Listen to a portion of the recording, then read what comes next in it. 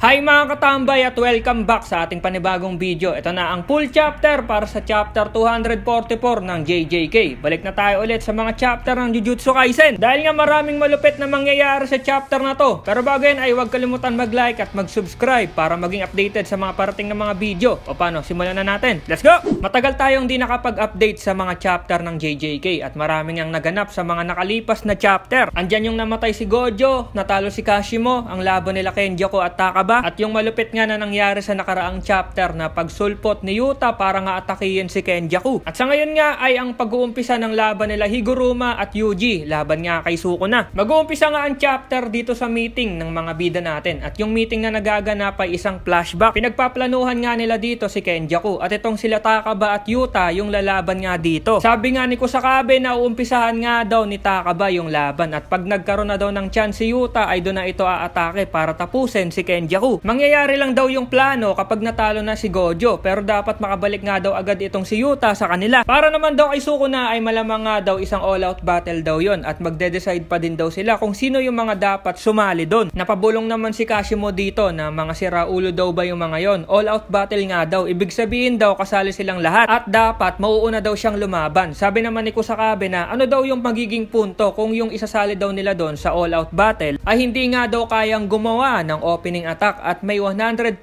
daw na mamamatay agad. Tulad na nga lang daw ni Miwa, hindi nga lang daw kinulang to sa lakas, bagkos ay gumawa pa daw ito ng binding bow sa sarili nito na hindi na siya gagamit ng espada kahit kailan. Simula nga daw nung Shibuya incident. Yung matinding band nga daw dito kay Master Tengen at sa mga tao sa Japan ay hindi nga daw maiiwasan lalo na kung isang sorcerer. Kahit nga daw itong si Sukuna at si Kenjaku ay manalo sa pamamagitan ng pagsanib puwersa ng mga ito ay hindi daw ibig sabihin noon ay hindi na sila makakaligtas sa mga yon. Sa makatuwid nga daw ay kung isa nga daw silang player ay mamamatay daw sila kapag nabuhay daw itong si Kenjaku, pero mabubuhay daw sila ng ilang mga araw kung si Sukuna daw yung matitira. Bigla naman tumayo si Noritoshi at sinabi nito na hindi na nga daw siya sasali dahil nga mukhang hindi naman daw siya makakatulong. Gusto nga daw niyang tulungan yung pamilya niya hanggang kaya niya pa at gusto nga daw niyang tumakas kasama yung pamilya niya papuntang ibang bansa. Pumayag naman si Kusakabe sa sinabi ni Noritoshi. Okay lang naman daw, di na daw dapat sabihin yung dahilan nito dahil yung punto lang daw ni Kusakabe ay kung ano yung maitutulong nila sa laban na dadating. Sabi naman ni Yuji na malaki nga daw yung naitulong sa kanya nitong si Noritoshi at marami daw itong naturo sa kanya kasi nga daw itong si Choso ay hindi magaling magturo. Natawa naman si Noritoshi sa sinabi ni Yuji. Sinabi pa ni Kusakabe na kung sino nga daw yung mga kayang gumamit ng reverse curse technique, yung mga hindi takot mamatay o yung mga gustong mamatay daw ay pwedeng sumama sa laban. Yung iba naman daw na matitira ay magiging support na lang. Sabi naman ni Higuruma ay sasama nga daw siya kay Kashimo dahil kaya nga daw niya ikulong yung curse technique ni Sukuna. Nainis naman si Kashimo dito kay Higuruma dahil mukhang iniisip daw ni Higuruma na baka matalo agad si Kashimo. Pinakalma naman siya ni Hakari na kung sakali nga lang daw at nagpapasalamat nga daw siya dito kay Kashimo na pinauna nito si Gojo. Sabi pa ni Higuruma na kung gagana nga daw yung death penalty niya ay kaya nga daw niyang labanan si Sukuna sa pamamagitan daw ng executioner sword. Sabi pa ni Kusakabe na isang one hit attack sword nga daw ay napakaganda nga daw pero nakakasiguro daw ba sila na yung seizure at yung death penalty nga daw ay gagana. Sabi nga ni Yuji na depende daw yun sa mga ipapataw na kasalanan ng judge kay Sukuna. Hindi nga daw nila mapipili yon. Tama nga daw sabi ni Higuruma. Sabi pa ni Yuji na 3 beses nga daw siyang nakipagpalit nun kay Sukuna sa Juvenile Detention Center at sa Shibuya. Doon sa mga lugar na yon ay marami nga daw na namatay na tao. Marami nga daw ginawang kalokohan itong si Sukuna pagkatapos nitong makalipat sa katawan ni Megumi. Kahit nga daw sa nangyaring laban sa Shinjuku, yung magiging hatol nga daw ay mukhang sasaluhin ni Sukuna. Pwede daw bang sabihin nila yung pinakamataas na ginawang krimen ni Sukuna para nga daw makuha nila yung death penalty? Sabi nga ni Higuruma ay sa totoo lang daw mahirap daw sabihin yung ganon. Yung pagpapaliwanag nga daw sa mga impormasyon patungkol kay Sukuna. Iniisa-isa nga nito yung mga naging kasalanan ni Sukuna at mga krimen. Ang paggamit sa katawan ni Yuji, pagtatangka nito kay Gojo, kay Yuji, kay Megumi, pagpatay sa 2